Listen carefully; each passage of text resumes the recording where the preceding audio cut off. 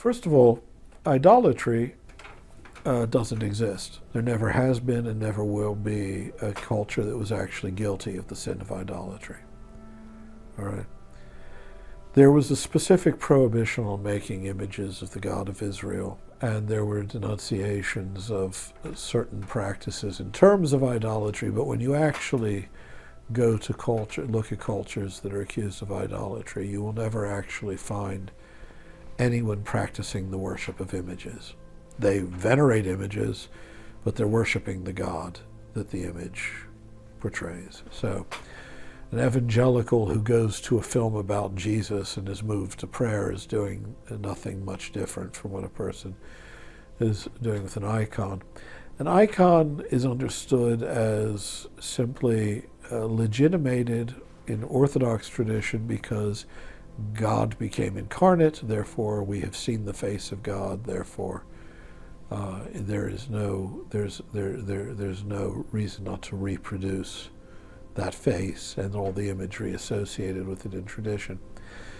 But the truth is, I'm just going to be, and obviously I'm flying in the face of tradition here, I just don't think that any people at any time have been really guilty in any broad general sense of the thing called idolatry.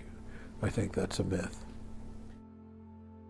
Christians have a cross in their church. They don't worship the cross, but they, if they bow their heads to it, well, someone from outside the tradition might think that they're worshiping that object, I suppose.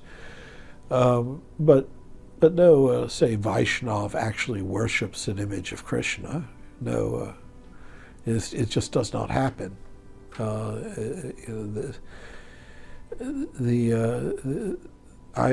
really wish the category of idolatry would just sort of quietly drop out of discourse,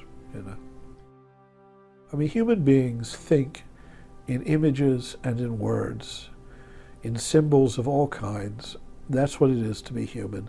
And to think that God, infinite mind, infinite love, is actually some sort of small, cretinous, jealous imp who really cares whether you keep one day holier than another or,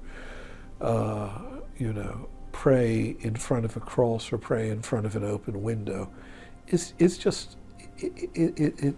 a waste of moral effort, and again, it's a childish way of thinking.